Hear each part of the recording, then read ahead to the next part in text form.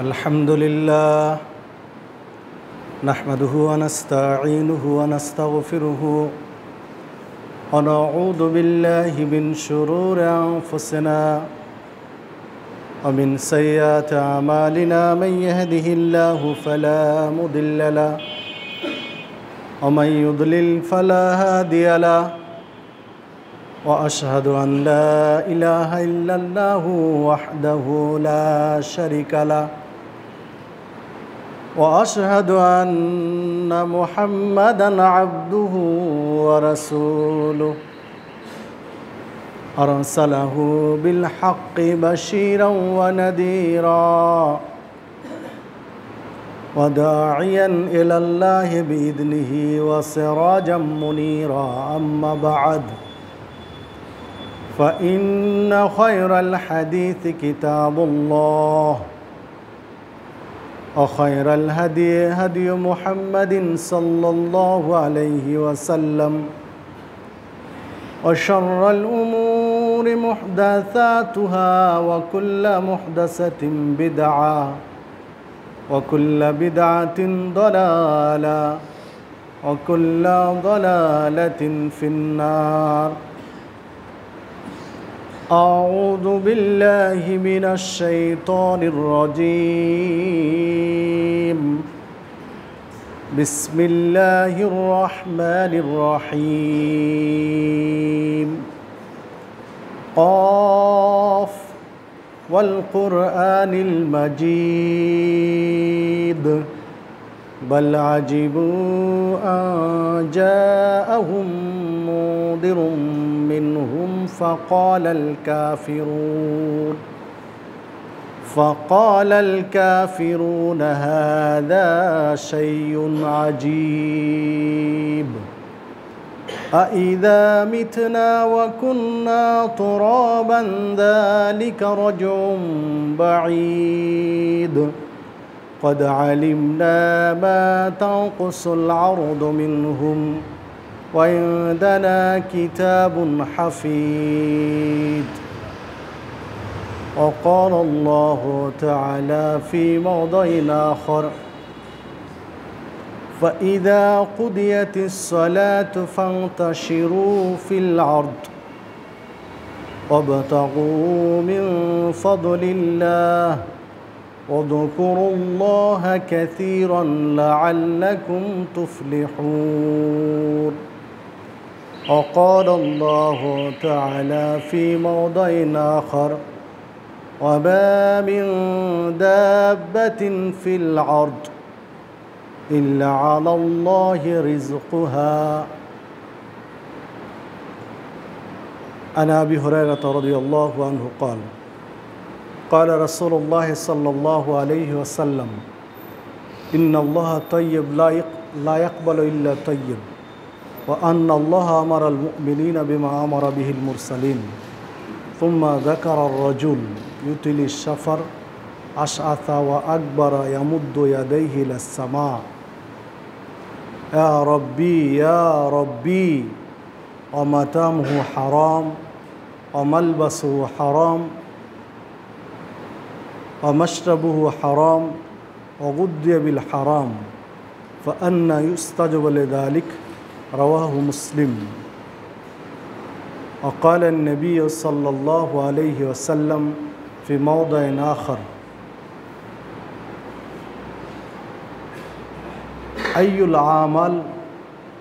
अय्युल cusp अत्यब मिनल आमल। क़ाल रसूलुल्लाह सल्लल्लाहु अलैहि वसल्लम अमलुर रजुल बियदिही रवाहु अहमद बिइस्नादिन सहीह। सम्मानित जुमा জামাতের মুসল্লিবৃন্দ, সর্বাগ্রে সেই মহান রব্বুল আলামিনের শুকরিয়া আদায় করি যার অশেষ অনুগ্রহে সুস্থ শরীরে জুমার সালাতের জন্য মসজিদে উপস্থিত হওয়ার সুযোগ পেয়েছি, তাই সকলেই বলি আলহামদুলিল্লাহ। অতঃপর দরুদ ও সালাম বর্ষিত হোক সর্বকালের সর্বশ্রেষ্ঠ মহামানব সৈয়দুল মুরসালিন খাতামুন নবিয়্যিন নবী মুহাম্মদুর রাসূলুল্লাহ সাল্লাল্লাহু আলাইহি ওয়াসাল্লামের প্রতি আমি আপনাদের সামনে কোরআন মাজিদের দু একটি আয়াত তেলাওয়াত করেছি। রাসূলুল্লাহ সাল্লাল্লাহু আলাইহি ওয়াসাল্লামের বাণীর মধ্য হতে দুটি হাদিস পেশ করেছি। এর আলোকে আজকে আমার খুতবায় আলোচনার বিষয় নিজ হাতে জীবিকা উপার্জনের গুরুত্ব ও ফজিলত। স্বহস্তে জীবিকা উপার্জন করার তাকিদ বা গুরুত্ব ইসলামে কতটুকু দেওয়া হয়েছে এবং নিজ হাতে উপার্জন করে সংসার চালালে, নিজ নিজ সংসারের খরচ বহন করলে এর ফজিলত কি, উল্লেখিত বিষয়ের উপরে কোরআন মাজিদ, সহিহ হাদিস, পাশাপাশি প্রাসঙ্গিক প্রেক্ষাপট নিয়ে কিছু কথা বলে আলোচনা ইতি টানব ইনশাআল্লাহ। ওমা তৌফিকি ইল্লা বিল্লাহ আলাইহি তাওয়াক্কালতু ওয়া ইলাইহি উনীব। সম্মানিত উপস্থিতি, আল্লাহ রাব্বুল আলামিন মানুষকে সৃষ্টি করেছেন। মানুষকে সৃষ্টি করার পরে মূল যে কাজ মানুষের জন্য আল্লাহ রাব্বুল আলামিন দিয়েছেন সেটা হচ্ছে তার ইবাদত করা। এটা মানুষের মূল দায়িত্ব, মৌলিক দায়িত্ব, যে মানুষ এই পৃথিবীতে সৃজিত হয়েছে, পৃথিবীতে এসেছে আল্লাহর ইবাদত করার জন্য। আল্লাহর ইবাদত করতে হলে অবশ্যই তার শারীরিক সুস্থতা প্রয়োজন। শারীরিকভাবে একজন ব্যক্তি সুস্থ না থাকলে সে ইবাদত করতে পারবে না। আর এই শারীরিক সুস্থতার জন্য তার ব্যয়, পরিবারের ভরণ পোষণ, খাওয়া দাওয়া, আনুষঙ্গিক দিকগুলো তাকে উপার্জন করতে হয়। আল্লাহ একজন মানুষকে যত নিয়ামত দিয়েছেন তার মধ্যে শ্রেষ্ঠতম নিয়ামত হচ্ছে শারীরিক সুস্থতা, যা সহিহ মুসলিমের একটি হাদিসে ইঙ্গিত পাওয়া যায়।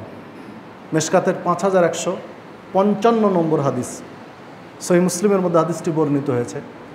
আল্লাহ রাসূল সাল্লাল্লাহু আলাইহি ওয়াসাল্লাম বলছেন, নি'মাতানি মাকবুনুন ফীহিমা কাসীরুম মিনান নাস। আল্লাহ মানুষকে দুইটি নিয়ামত দিয়েছেন, কিন্তু এই দুইটি নিয়ামতের বিষয়ে অধিকাংশ মানুষই গাফেল, উদাসীন।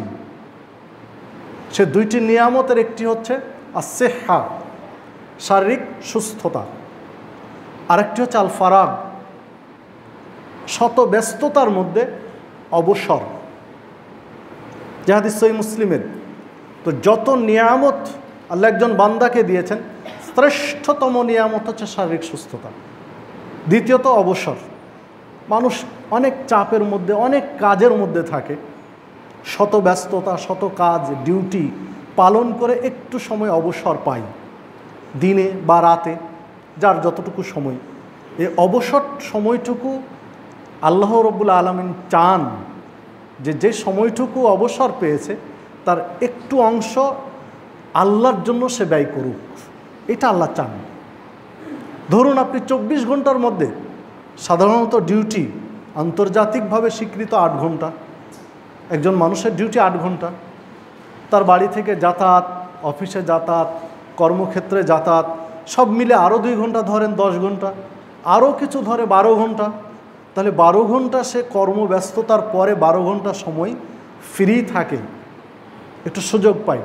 আল্লাহ চান এই যে অবসর সময়টুকু পেয়েছে তার পুরোটাই আল্লাহ কিন্তু চাননি। আল্লাহ চেয়েছেন এর মধ্যে একটু সময় সে আমার জন্য ব্যয় করুক, আল্লাহর জন্য ব্যয় করুক। কিন্তু মানুষ এই ব্যয়টুকু করে না। এই জন্য আল্লাহ রাসূল সাল্লাল্লাহু আলাইহি ওয়াসাল্লাম বলছেন, অধিকাংশ মানুষ, কাসীরুম মিনান নাস, বেশিরভাগ মানুষ এই অবসরটাকে নষ্ট করে, মানে আল্লাহর ইবাদত করে না। যে অবসর সময়টুকু পায় এমনিতে চিত্ত বিনোদনের নামে টিভি, সিনেমা বা অ্যান্ড্রয়েড সেটের বিভিন্ন ফাংশন, এগুলো করতে করতে সময়টা নষ্ট করে দেয়, বাকি সময়টা ঘুমিয়ে কাটায়। কিন্তু আল্লাহ চান যে তুমি ঘুমাও, তোমার আর কিছু প্রয়োজন সেগুলো করো বৈধ পন্থায়, কিন্তু তার মধ্যে একটু সময় আমার জন্য ব্যয় করো। এটা দ্বিতীয় নম্বরে বলেছেন অবসর। আর 1 নম্বরে বলেছেন আল্লাহ রাসূল সাল্লাল্লাহু আলাইহি ওয়াসাল্লাম শারীরিক সুস্থতা। শারীরিক সুস্থতার দাম কত বেশি এটা কে বুঝেন? যিনি অসুস্থ হয়ে আছেন। অসুস্থ রোগী বিছানায় যিনি কাতরাচ্ছেন, মেডিকেলের বেডে যিনি ছটপট করছেন, তাকে গিয়ে জিজ্ঞাসা করুন যে শারীরিক সুস্থতার দাম কত, মূল্য কত, তিনি বুঝেন। আপনি আমি বুঝি না। তো আল্লাহ রাব্বুল আলামিন অসুস্থ অবস্থায় ইবাদতে মশগুল হোক এইটা বলেননি। আল্লাহ রাসূল সাল্লাল্লাহু আলাইহি ওয়াসাল্লাম যে নসিহতটা করলেন সুস্থ সময়ে ইবাদত। আরেক প্রশ্নের উত্তরে আল্লাহ রাসূল সাল্লাল্লাহু আলাইহি ওয়াসাল্লাম বলেছিলেন, আল্লাহ রাসূল সাল্লাল্লাহু আলাইহি ওয়াসাল্লামকে যখন জিজ্ঞাসা করা হলো যে সবচেয়ে আল্লাহ খুশি হন কোন ইবাদতে, তখন আল্লাহ রাসূল সাল্লাল্লাহু আলাইহি ওয়াসাল্লাম বলছেন সুস্থ অবস্থার ইবাদত। সুস্থ অবস্থায় যদি আল্লাহর ইবাদত করে এটা আল্লাহ খুশি হন বেশি। অসুস্থ অবস্থায় মানুষ তো ইবাদত করে। অসুস্থ অবস্থায় একটা বাংলায় কথা আছে, ঠেলার নাম বাবাজি। মানুষ যখন ঠেলায় পড়ে তখন এমনিতে আল্লাহকে ডাকে। একজন নাস্তিকও যখন বিপদে পড়ে সেও আল্লাহকে ডাকে। এটা ফেরাউনও কিন্তু আল্লাহকে ডেকেছিল। যখন বাহারে কুলজুমে সাগরের মধ্যে ফেরাউন নিক্ষিপ্ত হলো, মুসা আলাইহিস সালাম পার হয়ে গেলেন তার দলবল নিয়ে, ফেরাউন পার হতে গিয়ে পানি সমান হয়ে গেল, সাগরে হাবুডুবু খাচ্ছে। তখন কিন্তু ফেরাউন বলেছিল যে আমি মুসার রবকে ডাকছি। মানে ফেরাউন বুঝতে পেরেছে যে আমি তো এতদিন নিজেকে আনা রব্বুকুমুল আলা, আমি সবচেয়ে বড় রব দাবি করেছি, এখন আমার রব যদি আমি বলি তাহলে হয়তো আল্লাহ মানবেন না এটা। এই জন্য ডাকলেন যে আমি মুসার রবকে ডাকছি। মানে বিপদে পড়ে ফেরাউনও কিন্তু আল্লাহকে ডেকেছে। দেখুন, এটা মুহাম্মদ সাল্লাল্লাহু আলাইহি ওয়াসাল্লামের বহু হাজার হাজার বছর আগের কাহিনী। আর মুহাম্মদ সাল্লাল্লাহু আলাইহি ওয়াসাল্লামের আগে যুগেও যদি আসেন তো সেই যুগেও কিন্তু আপনি পাবেন বদরের যুদ্ধে যখন আবু জাহাল আবু লাহাবের দল বেরিয়ে যাচ্ছে, মক্কা থেকে মদিনার দিকে যাচ্ছে বদরের যুদ্ধ করার জন্য, তখনও আবু জাহাল আবু লাহাব এই গ্রুপটা, কাফের মুশরিকের গ্রুপটা কাবা ঘরের চৌকাঠ ধরে আল্লাহ রাব্বুল আলামিনকে ডাকছিল আর বলছিল, ইতিহাস খুঁজেন আপনি স্পষ্ট পাবেন যে কাবার মালিক যদি আমরা হকপন্থী থাকি তো আমাদেরকে বিজয় দান করো, বাপদাদার ধর্মের উপরে যদি আমরা টিকে থাকি তো আমাদেরকে বিজয় দান করো। এটা আবু জাহাল আবু লাহাব বলছে কাবার মালিককে ডেকে। তো যেটা বলছিলাম যে বিপদে যখন মানুষ পড়ে তখন আল্লাহকে এমনিতেই ডাকে, আল্লাহকে ডাকে, আল্লাহ সুস্থ করো, আল্লাহ এই করো এই করো। তো এই সময় তো বিপদে পড়ে আছে, তো না ডেকে কোনো উপায় নেই। একজন রোগী, অসুস্থ রোগী বিছানায় কাতরাচ্ছে, মেডিকেলের বেডে পড়ে আছে, অসুস্থ রোগী, ও তো দেখছে যে যা ডাক্তার তার যত সুযোগ আছে, যত রকম রাস্তা আছে, সব প্রচেষ্টায় তাকে ভালো করার চেষ্টা করছে, কিন্তু হচ্ছে না।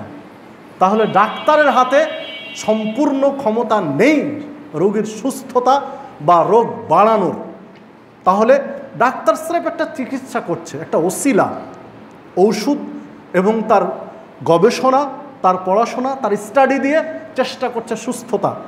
কিন্তু অদৃশ্য কোনো একটা শক্তির ইশারায়, ইঙ্গিতে কেউ ভালো হচ্ছে, কেউ আরও খারাপ হচ্ছে, কেউ লাশ হয়ে মেডিকেল থেকে বেরিয়ে যাচ্ছে। এটা একজন রোগী বুঝতে পারে যখন বিছানায় পড়ে থাকে। তখন তো না উপায় নেই, আল্লাহকে না ডেকে উপায় নেই। এই জন্য অসুস্থ অবস্থার নয়, আল্লাহ সুস্থ অবস্থার ডাকাকে আল্লাহ বেশি পছন্দ করে। তখন তার বাহুতে বল আছে, শরীরের শক্তি আছে, অন্যায় করার ক্ষমতা আছে। এই শরীরের শক্তি, অন্যায় করার ক্ষমতা সব কিছুকে পাশ কাটিয়ে আল্লাহর ইবাদতে মশগুল হয়েছে। এই শারীরিক সুস্থতার ইবাদতকে আল্লাহ অত্যন্ত খুশি হন।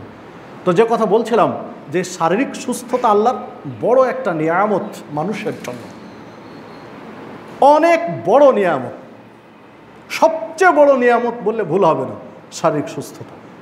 তো শারীরিক সুস্থ থাকার জন্য আপনার আমার অবশ্যই জীবিকা নির্বাহের প্রয়োজন আছে। আপনার ঠিকমতো খাবার যদি গ্রহণ না করেন আপনি সুস্থ থাকবেন না, আপনি ইবাদত করতে পারবেন না, আপনার ইবাদতে মন বসবে না যদি আপনি শারীরিকভাবে সুস্থ না হন। এই জন্য ইসলামের নির্দেশ, যেটা আল্লাহ রাব্বুল আলামিন সূরা জুমার মধ্যে উল্লেখ করেছেন। আল্লাহ রাব্বুল আলামিন তার নবী মুহাম্মদ সাল্লাল্লাহু আলাইহি ওয়াসাল্লামের উপরে নাজিল করলেন, ফাইদা কুদিয়াতিস সালাত।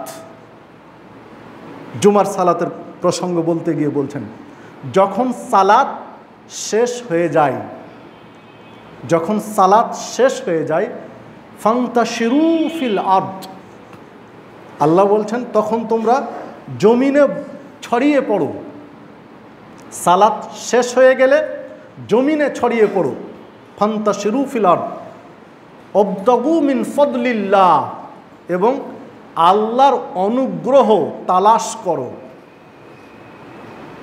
ওয়াযকুরুল্লাহ, এবং আল্লাহকে বেশি বেশি স্মরণ করো। ওয়াযকুরুল্লাহ, আল্লাহকে বেশি বেশি স্মরণ করো। কথা কয়েকটা বললেন। সালাত শেষ হয়ে গেছে, ফান্তাশিরু ফিল আরদ, এখন জমিনে ছড়িয়ে পড়ো। জমিনে কেন ছড়িয়ে পড়বে? ওয়াবতাগু মিন ফাদলিল্লাহ, কেননা আল্লাহর যে অনুগ্রহ তোমাদের উপরে আছে, এই আল্লাহর অনুগ্রহটা তোমরা অন্বেষণ করো, তালাশ করো। এরপর আল্লাহ রাব্বুল আলামিন বলছেন, ওয়াযকুরুল্লাহা কাসীরান, তালাশ করার পাশাপাশি বেশি বেশি আল্লাহকে স্মরণ করো। লাআল্লাকুম তুফলিহুন, তাহলে অবশ্যই তোমরা সফলকাম হবে, অবশ্যই তোমরা সফলতা লাভ করবে, সার্থক হবে তোমার জীবন। সূরা জুমার 10 নম্বর আয়াত এটি। আমরা সফল মানুষ হতে চাই, সফলতা লাভ করতে চাই, প্রতিষ্ঠিত হতে চাই। কিভাবে প্রতিষ্ঠিত হবেন? কারা প্রতিষ্ঠিত? প্রতিষ্ঠিত হওয়ার উপাদান কি? সফলতার উপাদান কি? এই আয়াতটিতে আল্লাহ রাব্বুল আলামিন বলেছেন, আপনি কর্মে ব্যস্ত থাকবেন, ইবাদত না করে, ইবাদত না করে কর্মব্যস্ত থাকবেন, এটা ইসলামে বলা হয়নি। বরং আগে ইবাদত করো, তারপরে কর্মে যাও। আল্লাহ কিন্তু এই কথা বললেন। অনেক ব্যস্ততা, জুমার দিনে আপনার সময় হচ্ছে না, আপনি এত ব্যস্ত আপনার বিজনেস নিয়ে, আপনার ব্যবসা নিয়ে, আপনার কাজ নিয়ে, আপনার কৃষি খামার নিয়ে, আপনার ক্ষেত খামার নিয়ে আপনি এত ব্যস্ত যে আপনার জুমার সালাত আদায় করার সময় হলো না। আল্লাহ রাব্বুল আলামিন এটা চাননি। আল্লাহ রাব্বুল আলামিন এই কথা বলেননি, বলেছেন না আগে জুমার সালাত আদায় করো, যখন সালাত শেষ হয় তখন কর্মব্যস্তের জমিনে ছড়িয়ে পড়ো, বিচরণ করো জমিনে। আর জমিনে যে ছড়িয়ে পড়বে, কাজ কাম করবে জমিনে, এই কাজ কামটা বললেন ফদলুল্লাহ, আল্লাহর এটা অনুগ্রহ। সারা পৃথিবীতে যে আল্লাহর অসংখ্য অনুগ্রহ ছড়িয়ে রয়েছে, আল্লাহর নিয়ামত ভরপুর হয়ে আছে গোটা পৃথিবীতে। তোমার যে নিয়ামত সংগ্রহ করা সম্ভব তুমি সংগ্রহ করো, সালাত আদায় করে জমিনে ছড়িয়ে আল্লাহর নিয়ামতগুলো তুমি সংগ্রহ করো। কিন্তু এই সংগ্রহের সাথে ওয়াযকুরুল্লাহা কাসীরান, বেশি বেশি আল্লাহকে স্মরণ করো, অধিক পরিমাণে আল্লাহকে স্মরণ করো। আপনি মনে করছেন যে আপনার অনেক টাকা ইনকাম হচ্ছে, আপনি অনেক পরিশ্রম করছেন, এটা আপনার ক্রেডিটস, আপনার কৃতিত্ব না, এটা আপনার একক কৃতিত্ব নন। আল্লাহ চাইলেই পারতেন আপনাকে অসুস্থ করে দিতে। মসজিদ থেকে বের হয়েছেন, কর্মক্ষেত্রে যাচ্ছেন, একটা রোড অ্যাক্সিডেন্ট করে আপনাকে মেডিকেলে পাঠিয়ে দিতে পারতেন। আপনার জীবনটা আল্লাহ রাব্বুল আলামিন মালাকুল মাউতের মাধ্যমে কবজ করে নিয়ে আপনাকে কবরে পাঠিয়ে দিতে পারতেন। এটা আল্লাহ রাব্বুল আলামিনের কাছে কোনো ব্যাপারই নয়। কিন্তু আল্লাহ রাব্বুল আলামিন তা না করে আপনাকে ইনকাম সোর্সে ব্যস্ত করে দিয়েছেন। সালাতের পরে জমিনে ছড়িয়ে উপার্জন করার শারীরিক সক্ষমতা দিয়েছেন, আপনার বুদ্ধি বিবেক দিয়েছেন। এগুলো তো আল্লাহ রাব্বুল আলামিন নিয়ন্ত্রণ করেন। নাহলে একটা মানুষ সুস্থ শরীর নিয়ে, সুন্দর শরীর নিয়ে ঘুমালো, ঘুম থেকে উঠছে তখন কি প্যারালাইসিসের রোগী, একটা সাইড আর কাজ করছে না, এটা কার হুকুমে হয়েছে? কল্পনা করতে পারেন, ভাবতে পারেন? এটা তো আল্লাহর নির্দেশ। আল্লাহ শুধু একবার নির্দেশ দিলে, আল্লাহ ইশারা দিলে তো আপনার শরীরটা বিকল হয়ে যাবে, আর কাজ করবে না। সম্মানিত উপস্থিতি, এই যে আল্লাহর অনুগ্রহ, আল্লাহর নিয়ামত, আল্লাহ আপনাকে সুযোগ দিয়েছেন, এই জন্য আল্লাহকে বেশি বেশি স্মরণ করতে বললেন। উপার্জন করো জমিনে ছড়িয়ে, তোমার উপার্জন ক্ষমতা যা আছে তুমি উপার্জন করো, এবং বেশি বেশি আল্লাহকে স্মরণ করো, আল্লাহর তাসবিহ পাঠ করো, জিকির করো। আল্লাহ ভালো কিছু দিয়েছেন, অন্য দিনের চেয়ে বেশি উপার্জন দিয়েছেন, তুমি আল্লাহকে স্মরণ করো, আলহামদুলিল্লাহ পড়ো, সুবহানাল্লাহ পড়ো, আল্লাহু আকবার বলো। যা তুমি 10 দিনে পারোনি তা একদিনে হচ্ছে। আল্লাহকে স্মরণ করো, আলহামদুলিল্লাহ বলো, আল্লাহু আকবার বলো। মানে আল্লাহ এর চেয়েও বেশি দিতে পারেন, আল্লাহ অনেক বড়। মানে আল্লাহর কৃতজ্ঞতা, জিকির করা, দান সাদাকা, সব কিছুর মাধ্যমে আল্লাহকে স্মরণ করতে বলেন বেশি বেশি। তাহলে কি হবে? লাআল্লাকুম তুফলিহুন, অবশ্যই তোমরা সফল হবে। তো সফলতার চাবিকাঠি এখানে। এটা হচ্ছে স্থায়ী সফলতা, ইহকালেও সফল, পরকালেও সফল। দেখুন, এই আয়াতটার কিছু বিশ্লেষণ করেছেন মুহাদ্দিসগণও করেছেন, সাহাবীগণও করেছেন। যেমন এই যে ফদলুল্লাহ, আল্লাহ রাব্বুল আলামিন বলেন ওয়াবতাগু মিন ফদলিল্লাহ, আল্লাহর অনুগ্রহ তোমরা তালাশ করো। তো আল্লাহর অনুগ্রহ তালাশটা কি? এই মর্মে বলতে গিয়ে তাফসির জগতের যে তাফসিরগুলোকে অত্যন্ত গুরুত্বের সাথে দেখা হয়, তার মধ্যে তাফসিরে কুরতুবী একটি, তাফসিরে ইবনে কাসির একটি, তাফসিরে ফাতহুল কাদির একটি। তো এই সকল তাফসির গ্রন্থে এই মিন ফদলিল্লাহ, আল্লাহর অনুগ্রহ বুঝাতে গিয়ে বলছেন যে আল্লাহর অনুগ্রহ বলতে জমিনে ছড়িয়ে পড়ে রিজিকের অনুসন্ধান করা, যেটি তাফসিরে কুরতুবীর 18তম খণ্ডের 108 নম্বর পৃষ্ঠায় তিনি চমৎকার বিশ্লেষণ করেছেন এই মর্মে। ঠিক একজন প্রখ্যাত সাহাবী আরাক ইবনু মালিক রাদিয়াল্লাহু আনহু, তিনি জুমার সালাত পড়ে তার জীবনের একটা ঘটনা তিনি উল্লেখ করেছেন, একজন বর্ণনাকারী, যে আরাক ইবনে মালিক রাদিয়াল্লাহু আনহু একজন সাহাবী, তিনি জুমার সালাত পড়ে মসজিদের দরজায় দাঁড়িয়েছেন। একদিন মসজিদে দাঁড়িয়ে বলছেন, হে আল্লাহ, আমি তোমার ডাকে সাড়া দিয়েছি, তুমি সালাতের আহ্বান জানিয়েছ মুয়াজ্জিনের মাধ্যমে, হাইয়া আলাস সালাহ, সফলতার দিকে আসো, হাইয়া আলাল ফালাহ, কল্যাণের দিকে আসো। আমি সেটা সাড়া দিয়েছি, তোমার ডাকে এসেছি, এবং তোমার যে হুকুম, নির্দেশ, সেই নির্দেশ আমি পালন করেছি, মানে সালাত আদায় করেছি। এখন আমি জমিনে ছড়িয়ে পড়ছি, সুতরাং আল্লাহ তুমি আমাকে তোমার অনুগ্রহ দান করো, কেননা তুমি সর্বোত্তম রিজিক দাতা। মানে সরাসরি একজন সাহাবী সালাতের পরে জমিনে ছড়িয়ে পড়ে আল্লাহর অনুগ্রহ তালাশের ব্যাখ্যা করলেন যে আমি জমিনে ছড়িয়ে পড়লাম সালাতের পরে, তুমি আমাকে তোমার অনুগ্রহটা দাও, কেননা তুমি রিজিক দাতা। মানে তালাশ, অনুগ্রহ তালাশ বলতে রিজিক অন্বেষণকে বুঝিয়েছেন সাহাবীরাও। যে আলোচনা, যে হাদিস পাওয়া যাবে ফথুল বারির মধ্যে 5 নম্বর খণ্ডের 546 নম্বর পৃষ্ঠায়। আর গ্রহণযোগ্য তাফসিরগুলো প্রায় সব গ্রন্থেই, যেমন তাফসিরে ইবনে কাসির, তাফসিরে কুরতুবী, তাফসিরে ফাতুল কাদির, সাফওয়াতুত তাফসির, প্রায় সবাই হাদিসটি উল্লেখ করেছেন। তো সবারই উপস্থিতি, যে কথা বলছিলাম যে সালাত আদায় করে আপনাকে আমাকে জমিনে ছড়িয়ে পড়তে বললেন, নিজ হাতে জীবিকা উপার্জন করতে হবে, এটা আল্লাহ কিন্তু নির্দেশ দিচ্ছেন যে সালাত পড়ে জীবিকা অন্বেষণের জন্য জমিনে ছড়িয়ে পড়ো। আবু হুরায়রা রাদিয়াল্লাহু আনহু হতে বর্ণিত হয়েছে একটি হাদিস, রাসূলুল্লাহ সাল্লাল্লাহু আলাইহি ওয়াসাল্লাম বলেছেন, খয়রুল কাসবে কাসবু ইয়াদিল আমালি ইযা নাসাহা। আর রাসূল সাল্লাল্লাহু আলাইহি ওয়াসাল্লাম বলছেন, খয়রুল কাসব, সর্বোত্তম জীবিকা বা সর্বোত্তম উপার্জন হচ্ছে কাসবু ইয়াদিল আমাল, যেটা নিজ হাতে উপার্জন করা হয়, নিজে পরিশ্রম করে যেই উপার্জন করা হয়, এই উপার্জন হলো সর্বোত্তম। ইদা নাসাহা, তবে যে কাজটা আন্তরিকতার সাথে করা হয়, একজন শ্রমজীবী মানুষ, একজন শ্রমিক, একজন ব্যক্তি আন্তরিকতার সাথে তার দায়িত্ব পালন করে যে জীবিকা উপার্জন করে, এইটা হচ্ছে সর্বোত্তম। যে হাদিস মুসনাদ আহমদের মধ্যে বর্ণিত হয়েছে, 8393 নম্বর হাদিস এবং হাদিস সহিহ। এই হাদিসের চমৎকার 2টা দিক বর্ণিত হয়েছে।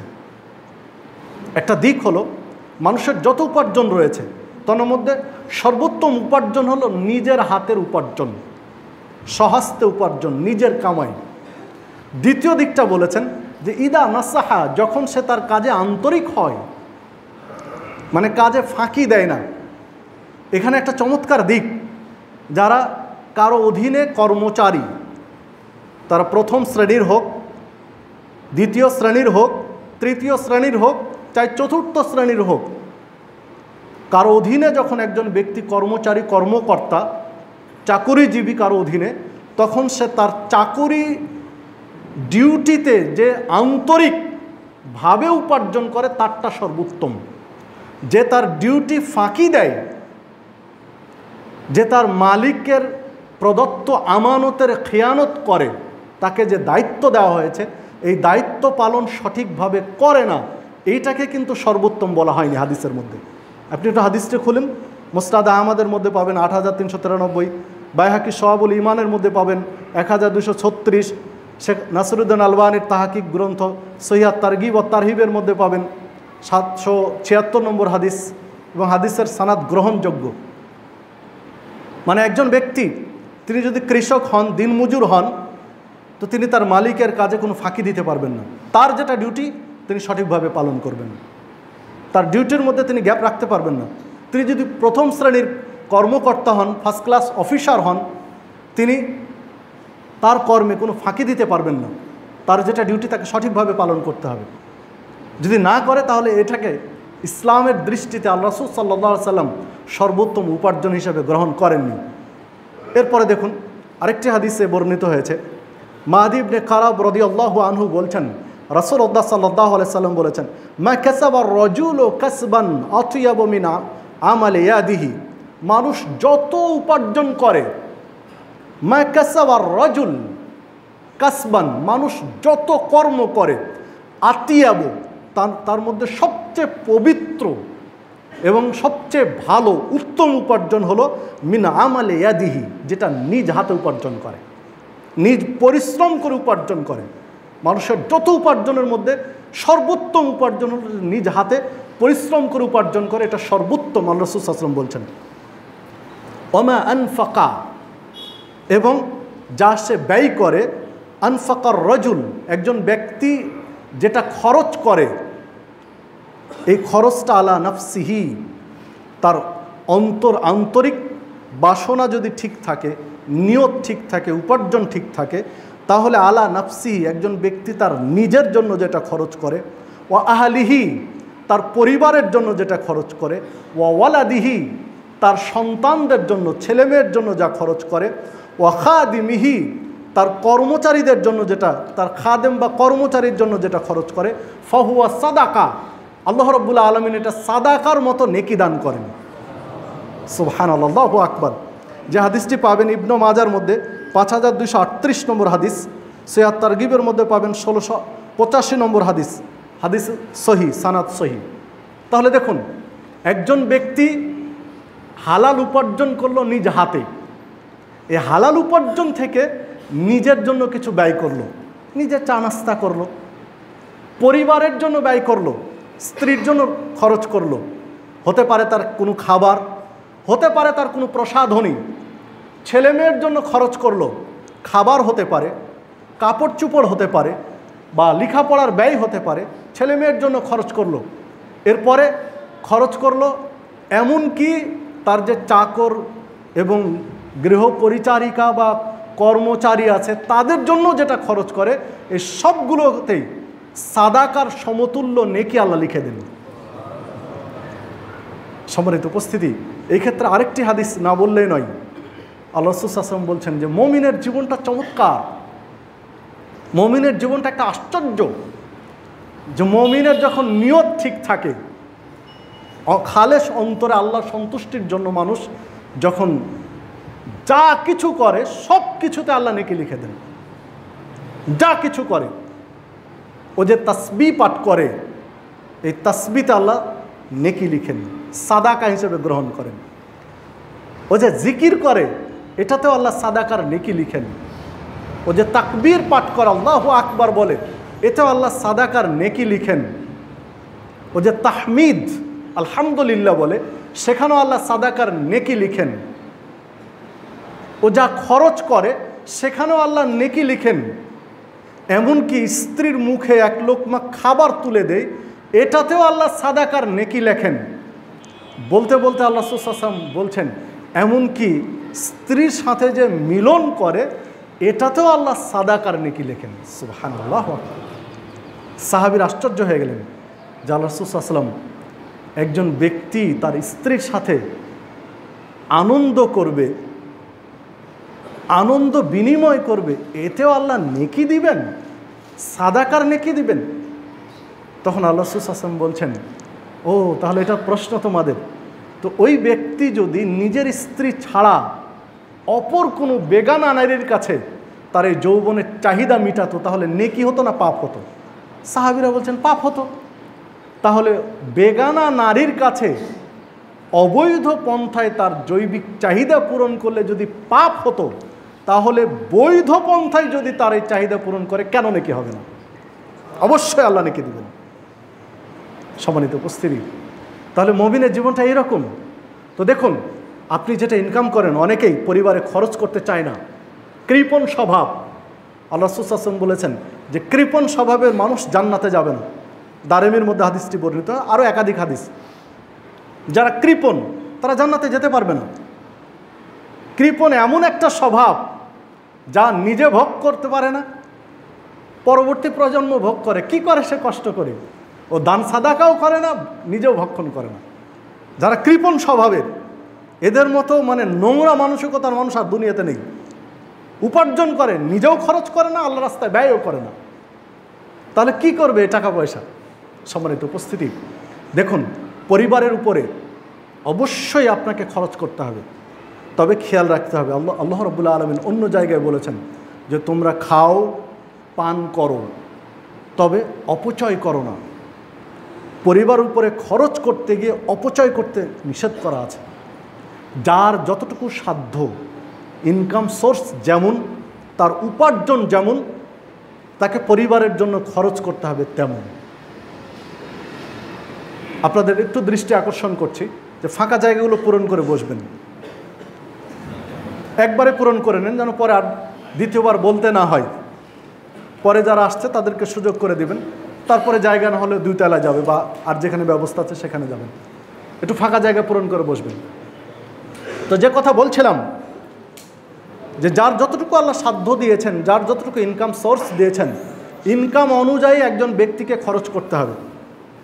তার ইনকাম অনুযায়ী যদি খরচ না করে তাহলে সে কৃপণ। ইনকাম রয়েছে, সাধ্য রয়েছে, ইনকাম অনুযায়ী যদি খরচ না করে তাহলে সে কৃপণ।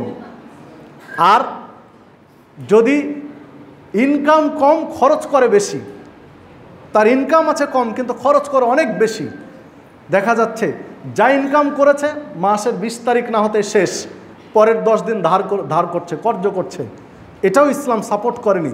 তখন সে অপচয়কারী, তো দুটোর ব্যালেন্স রাখতে হবে। ইনকামের সাথে খরচের একটা ব্যালেন্স রেখে ইসলাম চলতে বলেছে। আল্লাহ রাসূল সাল্লাল্লাহু আলাইহি ওয়াসাল্লাম বিভিন্ন ইঙ্গিত এইভাবে দিয়েছেন। আল্লাহ রাসূল সাল্লাল্লাহু আলাইহি ওয়াসাল্লাম একটি হাদিসের মধ্যে বলছেন যে তুমি তোমার পরবর্তী বংশধরকে এমন অবস্থায় রেখে যাবে না যে তারা আরেকজনের কাছে হাত পাচ্ছে। ছেলে মেয়ে আরেকজনের কাছে, তুমি মরে যাওয়ার পর হাত পাততে হচ্ছে আরেক জায়গায়, এই অবস্থায় রেখে যেও না, তাদেরকে যেন হাত পাততে না হয়, এইরকম একটা অবস্থায় রেখে যেতে বলা হচ্ছে অন্য হাদিসে। তো সবগুলো বিষয় একটু খেয়াল রাখতে হবে আমাদেরকে, যেহেতু আরও কিছু বিষয় আছে, সামনের দিকে বাড়তে থাকে। পরবর্তী আরেকটি হাদিসে আল্লাহ রাসূল সাল্লাল্লাহু আলাইহি ওয়াসাল্লাম বলছেন, রফি ইবনে খাদিজ রাদিয়াল্লাহু আনহু হাদিসটি বর্ণনা করেছেন। আর রাসূল সাল্লাল্লাহু আলাইহি ওয়াসাল্লামকে জিজ্ঞাসা করা হলো যে আইয়ুল কাসবি আতিয়াব। আল্লাহ রাসূল সাল্লাল্লাহু আলাইহি ওয়াসাল্লাম, মানুষ যত উপার্জন করে তার মধ্যে সবচেয়ে ভালো উপার্জন কোনটি? হাদিসের শব্দগুলো কাছাকাছি একই রকম। তো আল্লাহ রাসূল সাল্লাল্লাহু আলাইহি ওয়াসাল্লাম বলছেন, আমালুর রাজুলি বিয়াদিহি, যত মানুষের উপার্জন আছে তার মধ্যে সবচেয়ে ভালো উপার্জন, সর্বোত্তম উপার্জন হচ্ছে মানুষ নিজে পরিশ্রম করে যেটা উপার্জন করে। নিজের পরিশ্রম করে উপার্জন সর্বোত্তম। আরেকটা বললেন অকুল্লু বাইইন মাবরুরিন, যেটা বৈধ পন্থায় মানুষ ব্যবসার মাধ্যমে উপার্জন করে, এটাও সর্বোত্তম। 1 নম্বর হলো নিজে পরিশ্রম করে, কায়িক পরিশ্রম, শারীরিক পরিশ্রম করে উপার্জন করা। আর 2 নম্বরে বললেন বৈধ ব্যবসা করে, হালাল ব্যবসা করে যেটা উপার্জন করা হয়, এটাও সর্বোত্তম। তাহলে সর্বোত্তম 2টা আমল, উপার্জন আমরা 2টা পেলাম এখানে। নিজের শারীরিক পরিশ্রমের বিনিময়ে সরাসরি শরীর খাটিয়ে ঘাম ঝরে উপার্জন করা, আর একটা হলো বৈধ পন্থায় ব্যবসা করা, ব্যবসা বাণিজ্য করে উপার্জন করাকে সর্বোত্তম বলা হয়েছে হাদিসে। যে হাদিসটি মুসনাদ আহমদের মধ্যে বর্ণিত হয়েছে, 17,304 নম্বর হাদিস। পাশাপাশি মেশকাতের মধ্যেও পাওয়া যাবে 2783 নম্বর হাদিস। এবং হাদিসের সনদ গ্রহণযোগ্য। দেখুন রাসূলুল্লাহ সাল্লাল্লাহু আলাইহি ওয়াসাল্লামের সাহাবীদের বাস্তব জীবন তুলে ধরেছেন আয়েশা সিদ্দিকা রাদিয়াল্লাহু আনহা। আয়েশা সিদ্দিকা রাদিয়াল্লাহু আনহা বলছেন যে রাসূল সাল্লাল্লাহু আলাইহি ওয়াসাল্লামের সাহাবীরা নিজে পরিশ্রম করতেন, প্রত্যেকেই, কেউ কুঁড়ে বা অলস ছিলেন না। তারা পরিশ্রমের মাত্রা এত বেশি ছিল তাদের যে তাদের শরীর ঘেমে যেত, ঘর্মাক্ত হতো। তারা ঘেমে গিয়ে ওই ঘর্মাক্ত শরীরে অনেক সময় সালাত আদায় করতে আসতেন মসজিদে, জুমার সালাত। কারণ সৌদি আরবে পানির স্বল্পতা যুগ যুগ ধরে, এখনও সৌদি আরবে পানির আধিক্য নেই, পর্যাপ্ত পানি নেই, অনেক কষ্টে পানির ব্যবস্থা করতে হয়। যারা হজ করতে গিয়েছেন মক্কা মদিনায় দেখেছেন পর্যাপ্ত পানি, কিন্তু এই পানি তারা দেখবেন মাটির নিচ থেকে নয়। আমরা যেমন মাটি খুঁড়ে নিচ থেকে পানি তুলতে পারছি যেখানে সেখানে, তাদের এই ব্যবস্থা নয়। তারা সাগরের পানি, সাগরের লবণাক্ত পানি রিফাইন করে সরবরাহ করায় প্রত্যেকটা হোটেলে। এরা মাটির নিচ থেকে চাইলে তারা পানি তুলতে পারে না। আর সেই যুগে ব্যবস্থাপনা তো এগুলো ছিল না, বিধায় পানির আকাল, যেটা পানির স্বল্পতা, দুষ্প্রাপ্যতা অনেক বেশি ছিল, বিধায় গোসল করতে পারতেন না সহজে, চাইলেই গোসল করতে পারতেন না। তো যখন 5 জন মানুষ 10 জন মানুষ সাহাবীরা বিভিন্ন জন ঘর্মাক্ত শরীরে একটা ঘামের দুর্গন্ধ বের হতো। আল্লাহ রাসূল সাল্লাল্লাহু আলাইহি ওয়াসাল্লাম একদিন বলে দিলেন যে তোমরা জুমার দিন গোসল করে আসবে, অন্য দিন না হলেও জুমার দিন অন্তত গোসল করবে। তাহলে সপ্তাহে একদিন হলেও গোসলটা হবে, কিছুটা হলেও পরিবেশটা ভালো আসবে। এই গোসলের সুন্নাত যে সব দিনে গোসল করা, তার মধ্যে এইটা একটা, জুমার দিন। তো এই কথাটা আয়েশা সিদ্দিকা রাদিয়াল্লাহু আনহা বলছেন যে তারা এত পরিশ্রম করতেন, ঘেমে যেতেন। তো আল্লাহ রাসূল সাল্লাল্লাহু আলাইহি ওয়াসাল্লাম তাদেরকে গোসল করার নির্দেশ দিয়েছিলেন। যে হাদিসটি পাওয়া যাবে সহিহ বুখারীর মধ্যে 2071 নম্বর হাদিস। এছাড়াও বেশ কয়েকটি গ্রন্থে, 4-5টি গ্রন্থে হাদিসটি বর্ণিত হয়েছে। সহিহ বুখারীর 2071 নম্বর হাদিসের মধ্যে আলোচনা করেছেন। তো দেখুন সাহাবীরা নিজে পরিশ্রম করতেন, তার প্রমাণগুলো হাদিসে পাওয়া যায়। পাশাপাশি আগের যুগের নবী রাসূলদের যদি যাই, আমাদের নবীর ক্ষেত্রেও যদি যাই, তারা প্রত্যেকেই পরিশ্রম করতেন, প্রত্যেকেই। যেমন দাউদ আলাইহিস সালাম নিজ হাতে পরিশ্রম করে উপার্জন করতেন। আল্লাহ রাসূল সাল্লাল্লাহু আলাইহি ওয়াসাল্লাম বলছেন দাউদ আলাইহিস সালাম নিজে উপার্জন করে খেতেন। ঠিক যে হাদিসটি বর্ণিত হয়েছে সহিহ বুখারী 2072 নম্বর হাদিসে, আল্লাহ রাসূল সাল্লাল্লাহু আলাইহি ওয়াসাল্লাম বলছেন জাকারিয়া আলাইহিস সালাম কানা জাকারিয়া নাজ্জারান। জাকারিয়া আলাইহিস সালাম ছিলেন সুতর বা কাঠমিস্ত্রি ছিলেন। কাঠের কাজ করে জাকারিয়া আলাইহিস সালাম উপার্জন করে খেতেন। অথচ তিনি একজন নবী হয়ে কাঠমিস্ত্রির কাজ করে উপার্জন করতেন। মানে নিজ হাতের উপার্জনটার গুরুত্ব কতটুকু একটু বিশ্লেষণ করা প্রয়োজন, বিবেচনা করা প্রয়োজন। যে হাদিস সহিহ মুসলিমের মধ্যে বর্ণিত হয়েছে 2379 নম্বর হাদিস। আর রাসূল সাল্লাল্লাহু আলাইহি ওয়াসাল্লাম আরও বেশ কিছু দিক কোরআন মাজিদে আল্লাহ বলেছেন, রাসূল সাল্লাল্লাহু আলাইহি ওয়াসাল্লাম বলেছেন। যেমন মুসা আলাইহিস সালামের ঘটনায় যদি আমরা যাই, সূরা কাসাস 26 এবং 27 নম্বর আয়াতটা একটু অনুবাদ পড়েন, ব্যাখ্যাটা দেখেন।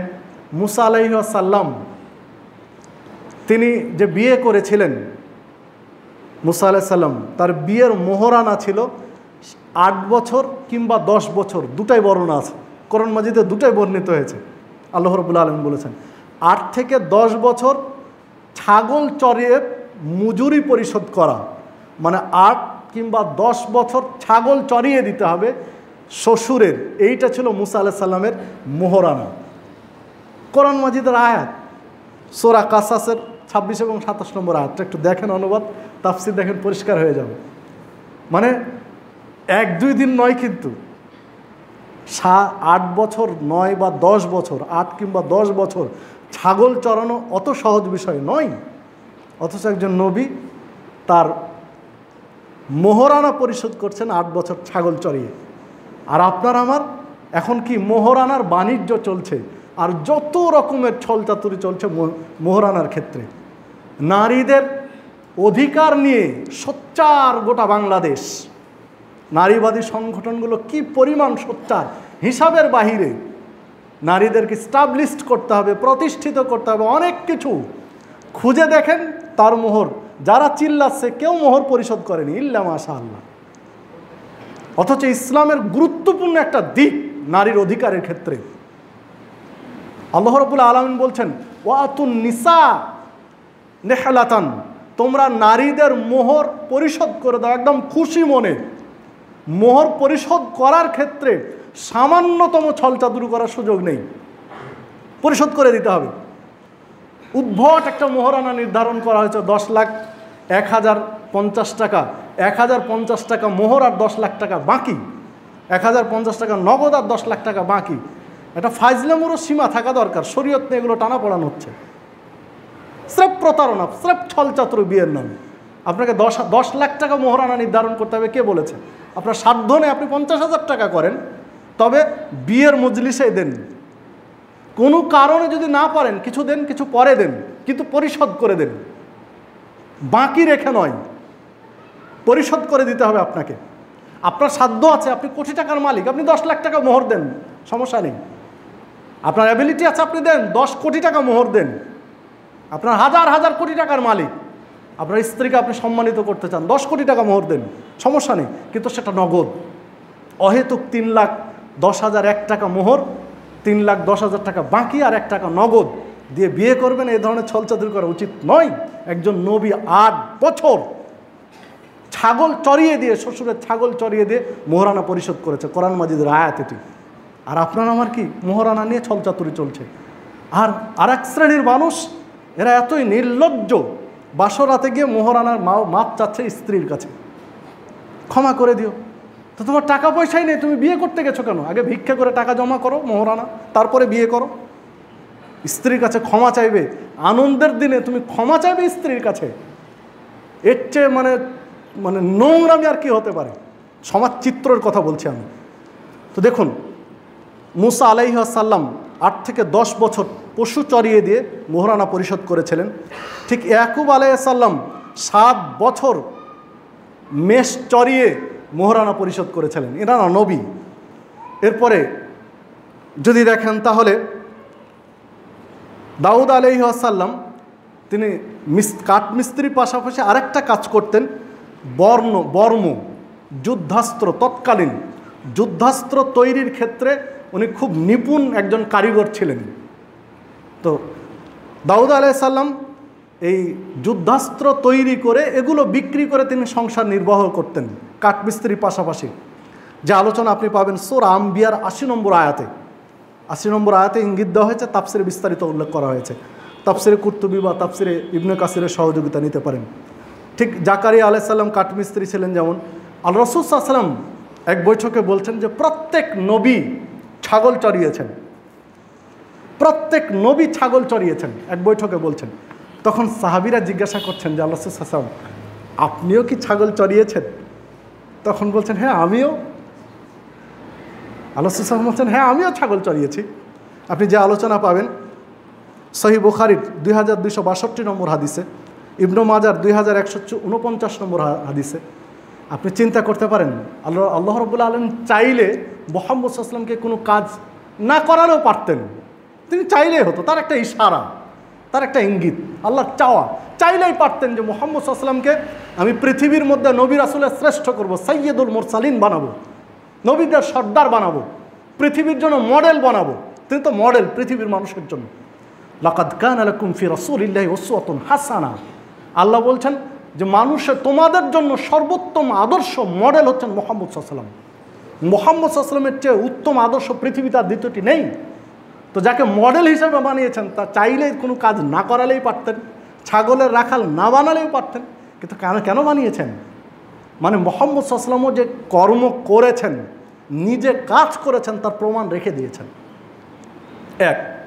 দ্বিতীয়ত আপনি খাইবারের ইতিহাস যান, সহিহ বুখারীর খাইবারের আলোচনায় যান, আপনি মাগাজি অধ্যায়ে যান, তাফসির অধ্যায়গুলো দেখেন, জেহাদ অধ্যায়ে দেখেন সহিহ বুখারীর। খাইবারের দিন তিনি কি পরিশ্রম করেছেন। তারপরে আপনি আহজাবের যুদ্ধের দিন যান, একজন সাহাবী বলছেন যে আল্লাহ রাসূল সাল্লাল্লাহু আলাইহি ওয়াসাল্লাম নিজে খাইবারের যে পরীক্ষা খনন করা হচ্ছিল, নিজে তিনি পাত্রে বা এই ডালি বা তৎকালীন যে সরঞ্জাম ছিল মাটি তুলে নিজে কাঁধে বহন করেছেন সাহাবীদের সাথে। সৈয়দুল মুরসালিন নবী মুহাম্মদুর রাসূলুল্লাহ সাল্লাল্লাহু আলাইহি সাল্লাম নিজে মাটির ডালি কাঁধে তুলে নিয়ে সাহাবীদের সাথে পরীক্ষা খনন করেছেন। একজন সাহাবী বলছেন যে আল্লাহ রাসূল সাল্লাল্লাহু আলাইহি সাল্লাম যখন ডালি তোলার জন্য নিচু হয়েছেন তো আমি কাপড়ের ভিতর দিয়ে দেখলাম তার পেটে পাথর বাঁধা। মুহাম্মদুর রাসূলুল্লাহ সাল্লাল্লাহু আলাইহি সাল্লামের পেটে পাথর বাঁধা। আরবের মানুষ পেটে পাথর বাঁধতেন যখন প্রচণ্ড ক্ষুধা পেতেন, খাবার কোনো ব্যবস্থা নেই, কোনোভাবে খাবার ম্যানেজ করতে পারতেন না, তখন পেটে পাথর বাঁধতেন। এর বৈজ্ঞানিক ব্যাখ্যা কী হবে আল্লাহ ভালো জানেন, যে ব্যাখ্যাগুলো লিখেছেন মুফাসসিরগণ, যে পেটে কেন পাথর বাঁধতেন। উপরের চামড়াটা যখন পেটের নাড়ির সাথে নিচের চামড়ার সাথে লেগে থাকবে, চেপে থাকবে, তখন কিছুটা হলেও ক্ষুধাটা ভুলে থাকা যেত। এই ক্ষুধাটা ভোলার জন্য পৃথিবীর মডেল মুহাম্মদ রাসূলুল্লাহ সাল্লাল্লাহু আলাইহি সাল্লাম বহু সাহাবী পেটে পাথর বেঁধে আছেন, ওই অবস্থায় ডালি তুলছেন, মাটির ডালি কাঁধে তুলে নিয়ে ফেলে আসছেন, পরীক্ষা খনন করছেন। উনি দৃশ্য দেখে সইতে পারেননি, স্ত্রীর কাছে ছুটে গিয়ে বলছেন যে আজকে মুহাম্মদুর রাসূলুল্লাহ সাল্লাল্লাহু আলাইহি সাল্লামের পেটে পাথর বাঁধা দেখে আসলাম, তিনি আজকে ক্ষুধার্ত আমাদের সাথে কাজ করছেন, তোমার ঘরে কি কিছু খাবার আছে, একটু খাওয়াতে পারবে, অন্তত আজকে আল্লাহ রাসূল সাল্লাল্লাহু আলাইহি সাল্লামকে একটু খাওয়াতে পারলে আজকে খুব ভালো লাগতো। তো স্ত্রী বলছেন যে খাবার তো অল্প কিছু আছে। কি খাবার আছে? ছাগলের বাচ্চার একটু গোস্ত আছে আর অল্প একটু রুটির আটা আছে। তো তুমি, স্ত্রী খুব বিচক্ষণ, তার স্বামীকে ডেকে বলছেন যাও তুমি মুহাম্মদ সাল্লাল্লাহু আলাইহি সাল্লামকে, আমাদের নবীকে একটু আড়ালে ডেকে নিও। ১৫০০-এর অধিক সাহাবী কাজ করছেন ওই পরীক্ষা খননের, তুমি আড়ালে ডেকে নিয়ে তার কাছে কানে কানে বলো যে আপনার দাওয়াত একটু বাড়ি চলেন, আলাদাভাবে ডেকে নিয়ে আসো, সবার সামনে নয়। নাহলে সামান্য এই খাবার ২-৩ জন আসলে খাওয়ানো যাবে, তার চেয়ে বেশি আসলে আর কিছুই হবে না, খাবার তো অল্প। তো স্ত্রীর পরামর্শ অনুযায়ী আল্লাহ রাসূল সাল্লাল্লাহু আলাইহি ওয়াসাল্লামকে একটু আড়ালে ডেকে নিয়ে বলছেন যে আমার স্ত্রী আপনাকে দাওয়াত দিয়েছেন, আপনি চলেন, ২-১ সাথে নিলে নেন, আপনি চলেন বাসায় একটু খেয়ে আসেন। তো আল্লাহ রাসূল সাল্লাল্লাহু আলাইহি ওয়াসাল্লাম সাহাবীদেরকে বলছেন যে থামো, তোমরা কাজ থামাও, চলো তোমাদের ভাই আজকে দাওয়াত দিয়েছেন, খেয়ে আসে। সবাই সাহাবীরা দল বেঁধে বাড়ির দিকে যাচ্ছেন। স্ত্রী দেখে বলছেন যে হায় হায় কি করলেন, আমি আমার স্বামীকে কি শিখালাম আর উনি কি করলেন, এ খাবার কি হবে। আল্লাহ রাসূল সাল্লাল্লাহু আলাইহি ওয়াসাল্লাম বাড়ি গিয়ে সাহাবীকে বললেন যে তোমার স্ত্রীর কী ব্যবস্থা আছে। বললেন যে আল্লাহ রাসূল কিছু নাই তো, সামান্য অল্প একটু ছাগলের গোস্ত আছে আর অল্প একটু রুটির আটা আছে। তো যাও তোমার স্ত্রীকে বলে দাও যে পাতিল থেকে যেন গোস্তগুলো নামিয়ে না নেয়, মানে পুরোটা বাটিতে ঢেলে না নেয়। দ্বিতীয়ত চুলা থেকে যেন নামিয়ে না নেয়, ঢাকনা দেওয়াই থাকবে চুলাতে, চামচে করে একটু সাইড করে তুলবে আর পরিবেশন করবে। আটার পাত্রটা একটু ঢেকে দিতে বলো, আর এক সাইডে হাত ঢুকে আটা, পুরো আটা কি পরিমাণ আছে বা কী হচ্ছে এটা দেখার দরকার নেই, সাইড দিয়ে হাত ঢুকাবে, আটা বের করবে আর রুটি বানাবে, দিয়ে পরিবেশন করতে বলো। তিনি বলছেন যেভাবে আল্লাহ রাসূল সাল্লাল্লাহু আলাইহি ওয়াসাল্লাম বললেন ওইভাবে স্ত্রীকে বললাম একটু করে আটা নেন, রুটি বানান, একটু করে গোস্ত বাটিতে তুলেন, পরিবেশন করেন। তো সকল সাহাবী তৃপ্তি সহকারে খেয়ে কাজে গেলেন। শেষে যখন চলে যাচ্ছেন আল্লাহ রাসূল সাল্লাল্লাহু আলাইহি ওয়াসাল্লাম, তখন বলছেন এবার যা আছে তোমরা এবার খাও, তোমরা স্বামী স্ত্রী এবার ঢাকনা তুলো, আটার পাতিল থেকে কাপড় সরিয়ে যা আছে তোমরা খেয়ে নাও। তিনি বলছেন যে আল্লাহর কসম, আমি যখন পাতিলের ঢাকনাটা সরালাম তখন দেখলাম যে পরিমাণ গোস্ত দিয়ে আমরা শুরু করেছি পুরোটাই আছে, কমে। আল্লাহু আকবার, আল্লাহ বরকত দেন। আপনি রিজিক নিয়ে এত চিন্তায় কেন ব্যস্ত হয়ে গেলেন রিজিক নিয়ে? সালাত, সিয়াম, হজ, যাকাত, তাসবিহ, তাহলিল, জিকির, আজকার সব ত্যাগ করলেন রিজিকের পিছনে ছুটতে গিয়ে। কেন? রিজিক কি আপনার নিয়ন্ত্রণে? রিজিকের মালিক কি আপনি? রিজিকের ফায়সালা উপরে হয়। রিজিকের মালিক যদি আপনি হন রিজিকের মালিক যদি আপনার বাবা হন, রিজিকের মালিক যদি একজন ডাক্তার হন, তো একজন রোগী ঢাকা নিয়ে যাচ্ছেন, মাঝখানে কেন মারা গেল? আপনি চিন্তা করতে পারেন? রোগী রেফার করে দিল পাবনা থেকে ঢাকা যেতে হবে, আপনি সিরাজগঞ্জ রোড যেতে পারলেন না, রোগী মারা গেল, মানে কি তার রিজিক শেষ? রিজিক আপনার হাতে নয়, রিজিক উপরে বন্টন হচ্ছে। ফায়সালা জমিনে হয় না, ফায়সালা হয় উপরে। কারো জন্ম, কারো মৃত্যু, সে কি খাবে, আগামী দিন কি করবে, এগুলো এখানে দুনিয়ায় ফায়সালা হয় না, ফায়সালা হয় আসমানের উপরে। তা আপনার রিজিক কি আছে, ফায়সালা তো দুনিয়ায় নয়, ফায়সালা তো উপরে হচ্ছে। তো আপনি রিজিক রিজিক করে এত ব্যস্ত হয়ে গেলেন কেন, এত পাগল হয়ে গেলেন কেন দুনিয়ার পিছনে ছুটতে গিয়ে? একটু চিন্তা করা দরকার। আল্লাহ যদি বরকত দেন, আল্লাহ যদি বরকত দেন, তো সামান্য জিনিসে আল্লাহ যে আপনার বরকত দিবেন আপনি কল্পনা করতে পারবেন না, আপনি চিন্তা করতে পারবেন না। অনেক বড় অসুখ, দুটা ওষুধ খেয়েছেন, ভালো হয়ে গেল, হতেই পারে, এটা আল্লাহর ফায়সালা। আপনার আন্তরিকতা, আপনার এখলাসের উপর আল্লাহ চাইলে একটা ওষুধের ভালো করে দিতে পারেন অনেক বড় রোগ। কেন এগুলো প্রমাণ নেই? আপনার বাড়ির আশপাশে একটু খোঁজ নিয়ে দেখুন তো, সারা দেশ চিকিৎসা করেছে, ইন্ডিয়ায় চিকিৎসা করেছে, এই করেছে ওই করেছে, বাড়িতে এসে হয়তো সামান্য একটু কারো পরামর্শ নিয়ে কিছু করেছে, ভালো হয়ে গেছে। সম্মানিত উপস্থিতি, একটু খেয়াল রাখবেন বিষয়গুলোতে।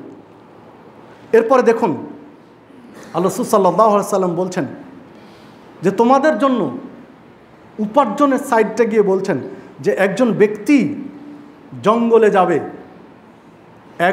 এক বোঝা কাঠ বা খড়ি সংগ্রহ করবে, ওই কাঠ নিজে বহন করবে, বাজারে নিয়ে আসবে, বাজারে নিয়ে এসে বিক্রি করে পরিবারের ভরণ পোষণ করবে। এইটা অনেক অনেক উত্তম ভিক্ষে করার চেয়ে। কারো কাছে হাত পাতা, কারো কাছে কিছু চাওয়া, সায়েল হওয়া, ভিক্ষা করার চেয়ে জঙ্গলে গিয়ে কাঠ কেটে নিজে বাজারে খড়ি বিক্রি করে জীবিকা উপার্জন করা অনেক ভালো। দুইটি হাদিস এই মর্মে স্পষ্ট পাওয়া যায়। যেটি পাওয়া যায় সহিহ বুখারীর মধ্যে 2074 নম্বর হাদিস, এরপরে সহিহ বুখারীর পাওয়া যায় 1471 নম্বর হাদিস, সহিহ মুসলিমের মধ্যেও রয়েছে 1042 নম্বর হাদিস, 1049 নম্বর হাদিস। এছাড়াও আরও অনেক গ্রন্থে আছে সহিহ বুখারী এবং মুসলিমের, যে কারো কাছে কিছু চাওয়া, ধার দেনা করার চেয়ে পরিশ্রম করে এগিয়ে যাওয়া অনেক উপকারের। অবশ্যই খেয়াল রাখবেন, কোনো পরিশ্রমকে ইসলাম লজ্জা করতে বলেনি, ছোট থেকে ছোট, যদিও সেটা একজন মুচির কাজও ইসলাম সাপোর্ট করে। ভিক্ষে করার চেয়ে মুচির কাজ করা, মেথরের কাজ করা অনেক ভালো ইসলামের দৃষ্টিতে। ইসলাম কোনো কাজকে ছোট করে দেখেনি, কোনো কাজকে হালকা করে দেখেনি। শেষ পর্যায়ে আর দু একটি হাদিস বলে শেষ করতে চাচ্ছি, যেহেতু এই বিষয়ে আর একদিন কথা বলার এই পর্যায়ে হবে না আর কি সুযোগ। দেখুন, আবু হুরায়রা রাদিয়াল্লাহু আনহু বলছেন যে আমরা সাহাবীরা একদিন রাসূলুল্লাহ সাল্লাল্লাহু আলাইহি ওয়াসাল্লামের সাথে যাচ্ছিলাম, হঠাৎ দেখি একটা জঙ্গল থেকে একজন হৃষ্টপুষ্ট যুবক পরিশ্রম করে ঘেমে ঘুমে বেরিয়ে আসছে, পুরো তার শরীরে পরিশ্রমের ছাপ আছে, জঙ্গল থেকে বেরিয়ে আসছে কাজ করে। তো আমরা সাহাবীরা বলছি যে হা, এই যুবককে আল্লাহ কত শক্তি দিয়েছেন, এই শক্তিটা যদি সে একটু আল্লাহর পথে ব্যয় করত, আল্লাহর রাস্তায় ব্যয় করত, তার এই শক্তিটা তাহলে কত উত্তম হতো। তখন আল্লাহ রাসূল সাল্লাল্লাহু আলাইহি ওয়াসাল্লাম আমাদের বলছেন, থামো, তোমরা কি মনে করো যুদ্ধের মাঠে নিজের রক্ত ঝরানো এটাই শুধু কি ফি সাবিলিল্লাহ, আল্লাহর পথ, আর কিছু নেই? সাহাবীদেরকে আল্লাহ রাসূল সাল্লাল্লাহু আলাইহি ওয়াসাল্লাম বলছেন, ওই যুবককে লক্ষ্য করে। এরপরে বলছেন আল্লাহ রাসূল সাল্লাল্লাহু আলাইহি ওয়াসাল্লাম যে দেখো, একজন ব্যক্তি বৈধ পন্থায় তার বাবা মাকে খাওয়ানোর জন্য যে পরিশ্রম করে, এটা ফি সাবিলিল্লাহ, এটা আল্লাহর রাস্তা। আল্লাহর রাস্তায় জিহাদ করলে যে পরিমাণ নেকি হয় একজন যুবকের, বৈধ পন্থায় উপার্জন করে বাবা মার মুখে একটু খাবার তুলে দিলে সমপরিমাণ নেকি আল্লাহ লিখে দেন। একজন ব্যক্তি বৈধ পন্থায় পরিবারের জীবিকা নির্বাহের জন্য, পরিবারের খরচ চালানোর জন্য বৈধ পন্থায় যে উপার্জন করে, এই উপার্জনে আল্লাহ এত খুশি হন, সন্তুষ্ট হয়ে নেকি লিখেন, ও আল্লাহ রাস্তায় জিহাদ করলে যত নেকি দিতেন। বিধায় শুধু খুন, রক্ত ঝরানো আল্লাহর রাস্তায়, এটাই আল্লাহর ফি সাবিলিল্লাহ নয়। বৈধ পন্থা উপার্জন করে পরিবারের ভরণ পোষণ জোগানো হওয়া ফি সাবিলিল্লাহ, আল্লাহর রাস্তায় জিহাদের সমতুল্য। যে হাদিসটি পাওয়া যাবে বাইহাকি শোআবুল ঈমানের মধ্যে ৯৮৯২ নম্বর হাদিস। শেখ নাসিরউদ্দিন আলবানী তার সিলসিলা সহিহার মধ্যে নিয়ে এসেছেন ২২৩২ নম্বর হাদিস, এবং হাদিস সহিহ। আলোচনার শেষ পর্যায়ে আজকের শেষ যে হাদিসটি বলতে চাচ্ছি, যে দেখুন চমৎকার একটি কথা আল্লাহ রাসূল সাল্লাল্লাহু আলাইহি ওয়াসাল্লাম উল্লেখ করেছেন। আল্লাহ রাসূল সাল্লাল্লাহু আলাইহি ওয়াসাল্লাম বলছেন, এ আইয়ুহান নাস ইত্তাকিল্লাহ, হে জনমণ্ডলী তোমরা আল্লাহকে ভয় করো, তোমরা আল্লাহকে অধিক পরিমাণ ভয় করো মানুষগণ।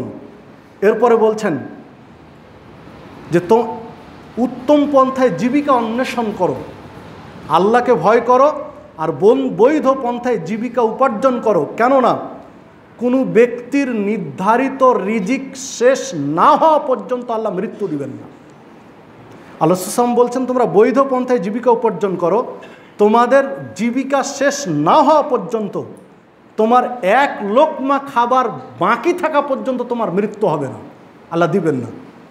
যেটা তোমার আল্লাহ লিখেছেন তোমার জন্য জীবিকা, সেটা তুমি পাবেই, একদিন আগে অথবা একদিন পরে, একটু বিলম্ব হতে পারে, তবে তুমি সেটা পাবে, না পাওয়া পর্যন্ত তুমি মরবে না। এরপর আল্লাহ রাসূল সাল্লাল্লাহু আলাইহি ওয়াসাল্লাম বলছেন যে তোমরা আল্লাহকে ভয় করো, বৈধ পন্থায় জীবিকা অন্বেষণ করো, হালালভাবে উপার্জন করো, হারামভাবে ছেড়ে দাও। তুমি যতই চেষ্টা করো তোমার নসিবে নেই তা তুমি পাবে না, উপার্জন করতে পারবে না, আর যা তোমার নসিবে আছে কেউ কেড়েও নিতে পারবে না। বিধায় বৈধ পন্থায় উপার্জন করো, চেষ্টা করো, আল্লাহ বরকত দিবে তোমার এই উপার্জনের মধ্যে, আল্লাহ তোমার উপর কল্যাণ দিবে, বরকত দিবে। তাই আসুন এইটা আপনি ১০০তে ১০০ বিশ্বাস রাখেন যে আপনার নসিবে যা আছে আপনি পাবেন, তবে আপনাকে উপার্জনের জন্য চেষ্টা করতে হবে। হাত গুটিয়ে বসে থাকলে যদি উপার্জন জীবিকা আসতো, নবী রাসূলগণ কাজ করতেন না, তারা কাজে ঝাঁপিয়ে পড়তেন না। মানে আপনার পরিশ্রম আপনাকে করতে হবে, যা জীবিকা আছে আপনি অবশ্যই পাবেন। সূরা হুদের মধ্যে ৬ নম্বর আয়াতে আল্লাহ রাব্বুল আলামিন বলছেন, ওমা মিন দাব্বাতিন ফিল আরদ ইল্লা আলাল্লাহি রিজকুহা, আল্লাহ কোনো একটা চতুষ্পদ জন্তু, একটা প্রাণীকে সৃষ্টি করেন না তার রিজিকের ব্যবস্থা না করে। কোরআন মাজিদের আয়াত, একটা প্রাণী সৃষ্টি করার আগে আল্লাহ তার জীবিকার ব্যবস্থা করেন।